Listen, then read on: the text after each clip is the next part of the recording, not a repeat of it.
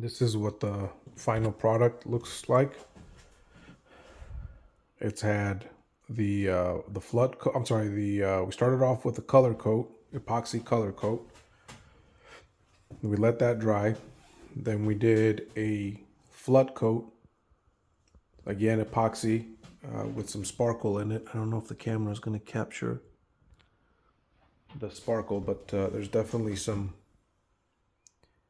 Yeah, there you go. You can kind of see a little bit. There's a little bit of bling in the flood coat, and that was just for extra thickness of epoxy, so the countertops can have extra durability. And then the very last thing on top of that, it was the ultimate top coat.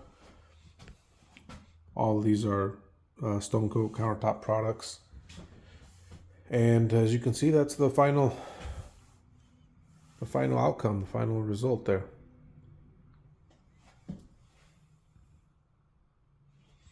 This bar top has not been done yet. Obviously, it's been primed, but because one overlaps the other, we wanted to do them separately so that we have the opportunity to protect this lower section from drips, which are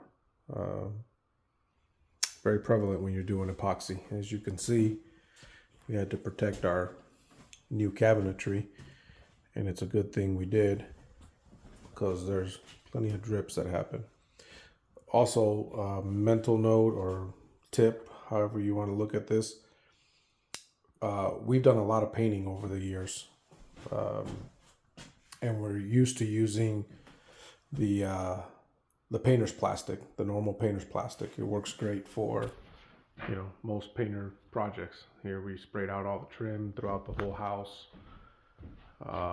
And all of our windows are just protected with painter's plastic. However, we weren't sure what plastic to use for this project, and somewhere in some of my research, I don't remember if it was something I read or if it was a YouTube video I watched or what, but somebody said don't go cheap on the plastic, and I'm very glad that we followed that piece of advice. You want to use, in my opinion, at least a 3 mil thickness plastic.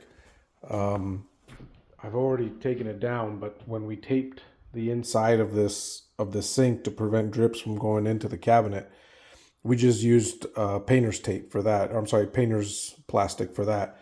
And what we noticed is in a couple spots where a drop of epoxy landed on that plastic, that painter's plastic is thin enough that it actually melted through that plastic, burned through it.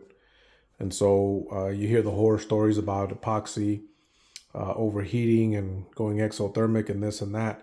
We didn't have any of that, but there must be enough heat generated as the epoxy cures that thinner painter's plastic will not hold up. And so again, just thought I'd pass that along because we were kind of back and forth. We kind of thought we knew what we were going to do.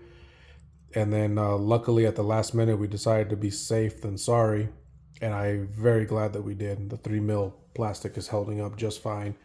And I don't think, in fact, I know that painter's plastic would not have. So that's what we got for right now.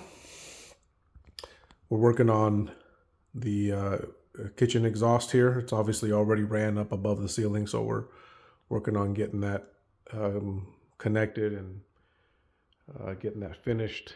The finished product is going to look similar in design and color to the cabinetry. So anyway, we'll check in later. Talk to you soon. Bye.